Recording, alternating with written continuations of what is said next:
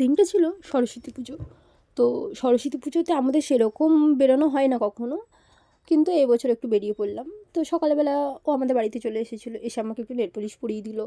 তারপর আমরা চলে গেলাম আমাদের স্কুলে গিয়ে একটু ফটো তুললাম, ওখানে একটু ঘুরলাম। তারপরে অনেক ডিসাইড করার পর আমরা চলে এলাম নিকো পার্ক। তো নিকো পার্কে এসে প্রথমে আমরা টিকিট কেটে নিয়েছিলাম, তারপরে বাইরে একটু ফটো তুললাম, একটু খাওয়া দাওয়া করলাম।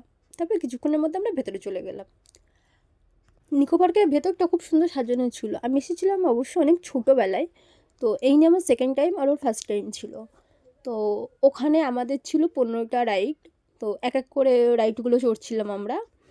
তো তারপর এটা ছিল খুব মজার, কারণ এটা খুঁজে পাচ্ছিলাম না। আমরা ঢুকেছিলাম ঠিকই, কিন্তু বেরোনোর গেটটা খুঁজে পাচ্ছিলাম না। তারপর অনেকক্ষণ ঘোরাঘুরি করার পর খুঁজে পেলাম। তো বেরোনোর আগে আমরা দুটো সেলফি তুলেছিলাম, মিরর সেলফি। তো ফটোগুলো খুব সুন্দর এসেছিলো। তো তারপরে আমরা দুজন মিলে হাত ধরে এদিক ওদিক ঘোরাঘুরি করছিলাম, বেশ ভালো লাগছিলো চারপাশটা ঘুরতে। তারপর আমার তো সেরকম কখনো বেরোনো হয় না, দুজনেরই কাজের চাপে।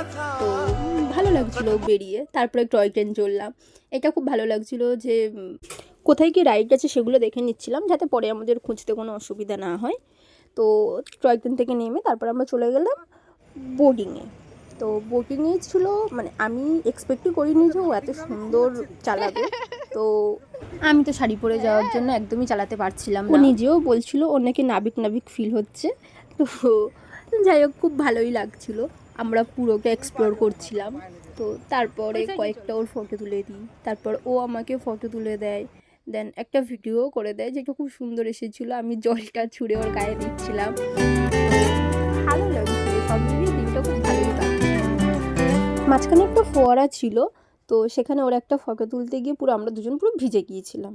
তো তারপর আমাদের টাইম হয়ে গিয়েছিল, আমরা ওখান থেকে চলে এলাম। এসে হাঁটছিলাম এদিক ওদিক, তারপরে দেখলাম এই হাঁসগুলো, তো এদের একটু ভিডিও নিয়ে নিলাম। তারপরে চলে গেলাম আর একটা রাইড চড়তে। তো এটা একটু ভয়ের ছিল, ভয়ের মানে এটা ওপর দিয়ে একটু নিচের দিকে নামছিল।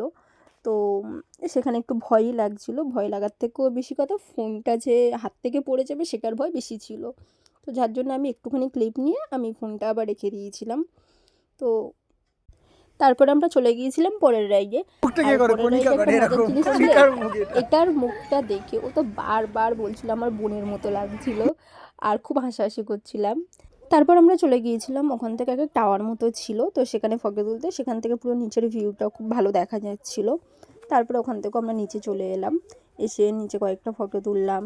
একটা ব্রিজ মতো ছিল কাঠের, তো সেখানেও খুব সুন্দর লাগছিল ফটো তুলতে।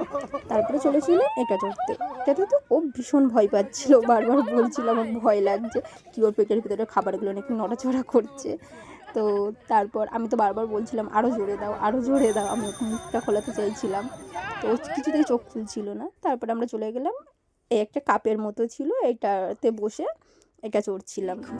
তো দেন সন্ধ্যা হয়ে যায়। তারপরে ও আমাকে ওই যে কাঠের যে ব্রিজটা ছিল ওটার উপর আমাকে একটা ভিডিও করতে দেয়, যেটা আমার খুব ভালো লেগেছিল। তো আমি এদিক ওদিক ঘুরছিলাম আর ও সেটা ভিডিও করে দিচ্ছিল। তারপর ওকে বললাম যে আমার মাথাটা খুব ধরে গেছে, তো আমার জন্য কফি এনে দিল। আমরা দুজন মিলে অনেকক্ষণ ধরে গল্প করতে করতে কফিটা খেলাম। তারপর কয়েকটা ফটো তুললাম, ওরও ফটো তুলে দিলাম। তারপর আমরা ওখান থেকে বেরিয়ে গেলাম। আর বাড়ি ফেরার পথে আমরা ডিনার করে ঢুকেছিলাম। তো সারাদিনটা ভীষণ ভালো কাটলো।